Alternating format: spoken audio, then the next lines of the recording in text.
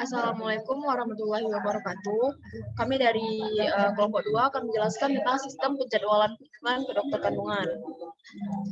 Nah, kelompok 2 terdiri dari Amalia Rifni Yolanda, saya sendiri, lalu ada Sapra Blagi, M. Agung Pratama Tresna, Bismi Arandika, dan Cecil Nasrifa.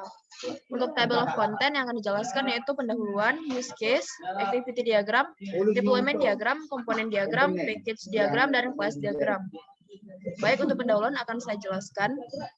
Nah, jadi pelayanan kesehatan adalah upaya yang dilakukan oleh suatu organisasi, baik secara mandiri atau bersama-sama, untuk memelihara dan meningkatkan kesehatan, mencegah dan menyembuhkan penyakit, serta memulihkan perorangan, kelompok, dan atau masyarakat.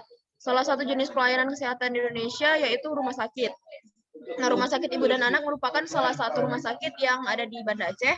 Rumah sakit ini memiliki pelayanan kesehatan yang bagus dan merupakan rumah sakit tipe B milik pemerintah. Rumah sakit ini memberikan pelayanan di bidang kesehatan khusus ibu dan anak yang didukung oleh layanan dokter spesialis dan subspesialis, serta ditunjang dengan fasilitas medis yang memadai. Baik, untuk use case akan dijelaskan oleh teman saya. Oke, selanjutnya use case next. Kami terdapat 3 use case, yaitu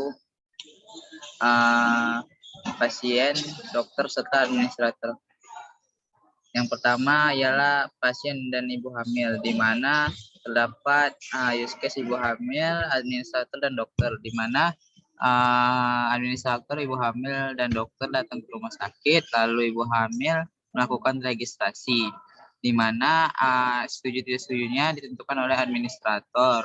Lalu ibu hamil pergi ke ruangan periksa kandungan, lalu melakukan pemeriksaan. Lalu di situ dokter melakukan USG ataupun kalau ada keperluan atau extend, dia akan memberikan vitamin. Selanjutnya akan memberikan hasil pemeriksaan. Next. Use case dokter, di mana use case dokter memeriksa kandungan pasien. Terdapat pasien serta dokter, di mana dokter memeriksa pasien, melakukan USG dan memeriksa kondisi ibu hamil, melakukan konsultasi dengan pasien, lalu melakukan tanya jawab antara pasien dan dokter, dan memberikan konsultasi tentang kesehatan janin dan ibu hamil. Next.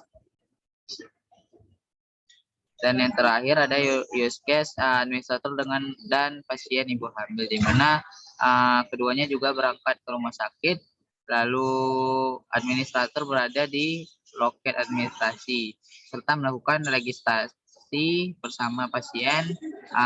Setuju tidak setuju akan disampaikan oleh administrator, lalu mengantarkan pasien ke ruangan pemeriksaan serta memanggil dokter untuk melakukan pemeriksaan. Selanjutnya akan dijelaskan oleh teman saya.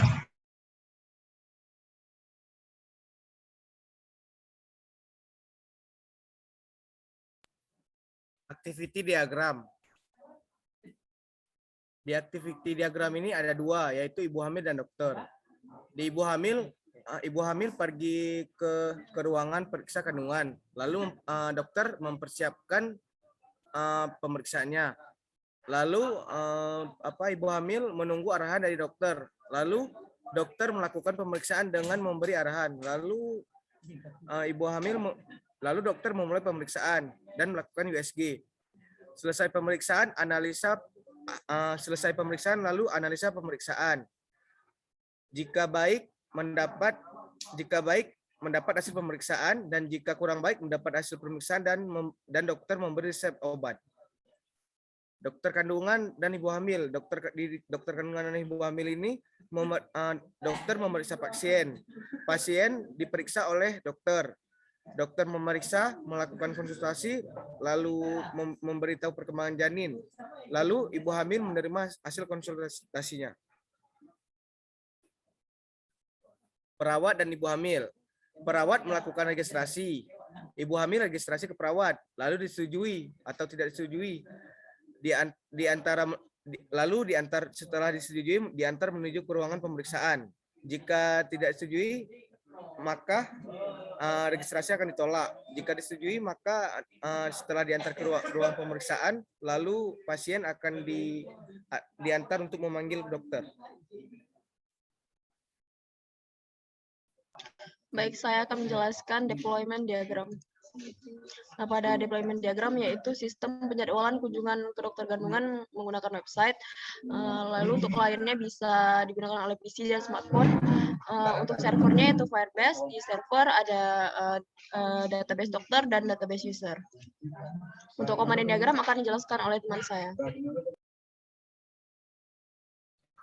Baik, selanjutnya ialah komponen diagram. Next. Nah, di sini komponen diagram sendiri memiliki divisi, yaitu sebuah diagram yang menggambarkan struktur fisik dari sebuah sistem dan digunakan untuk mengilustrasikan bagaimana kode program dibagi menjadi beberapa komponen dan mendeskripsikan hubungan antar komponen. Nah, di sini komponen diagram pada web yang dikembangkan terdiri dari backend dan frontend. Nah, bagian backend ini merupakan sistem di balik layar yang menggunakan database dan server. Sedangkan frontend merupakan tampilan dari sebuah website yang akan dilihat oleh pengguna. Adapun frontend yang dibuat pada website ini adalah dari segi user administrator dan pasiennya.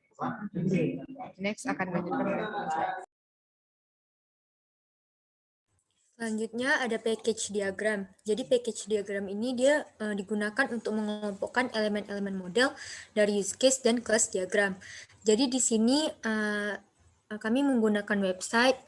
Jadi pertama ada register, melakukan register, kemudian login, kemudian web penjadwalan kunjungan.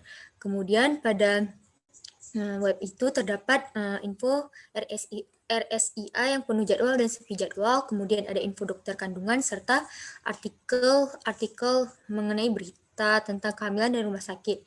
Kemudian booking. Kemudian akan dilanjutkan oleh Bang Bismi.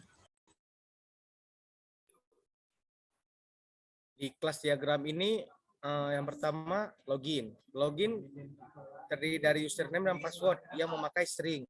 Lalu user memakai ID, email, password yang dimana ID menggunakan integer, sedangkan email dan password menggunakan string. Ini berfungsi untuk login. Di my file ada booking dan history untuk melihat.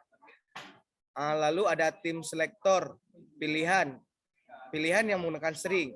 Gunanya memilih waktu pemeriksaan. Di waktu ada pilihan menggunakan string.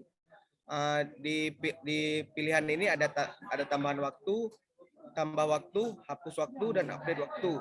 Lalu ada choose dokter atau pilih dokter yang menggunakan string.